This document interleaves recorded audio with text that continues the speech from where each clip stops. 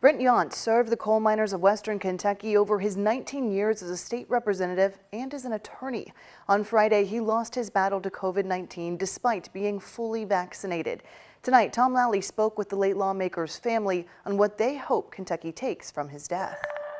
Brent Yonts is my dad. To talk about losing a person who meant the most to you is tough. When I've had trouble being very articulate about some of the things I want to say, and then I'll read things that other people have said, and I'm like, that's what I should have said. Luckily, there's no shortage of kind words for Brent Yonts. From Republican House Speaker David Osborne, who said in a statement, Kentucky is a better place because of his service. And the true hallmark of his character was his devotion to his family. Our hearts are just going out to them today. To Democratic Minority Leader Joni Jenkins. Later, he cared so much for his district and for the Commonwealth and for working people. The 72-year-old served his country before serving the Commonwealth for nearly 20 years, earning respect on both sides of the aisle and spending as much time as he could with his children and grandchildren.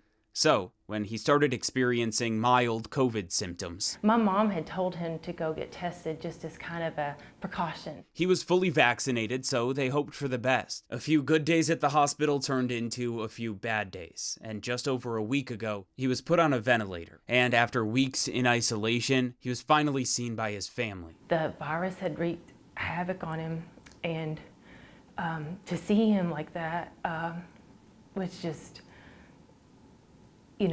like a gut punch. He died a few days later. His daughter Ellen tells me she worries how many family members she would have lost if they weren't all vaccinated. The thought of that is just horrific. So, I would still encourage everyone to get vaccinated and not use this as a reason not to, but as a reason to get vaccinated. He had a breakthrough case. Dr. Paul McKinney from U of L said that's rare, but increasingly common when we see a spike in overall cases. As the numbers increase among the unvaccinated, the numbers will increase among the vaccinated as well. Kentucky's numbers are climbing. 3 of our 10 districts are nearing ICU capacity, and vaccines still play a vital role. And I would encourage every single eligible person to get vaccinated.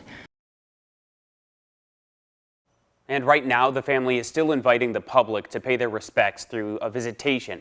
That's tomorrow at the church where Brent was an active member. Masks will be required, and we'll put the details up on our website. Shay?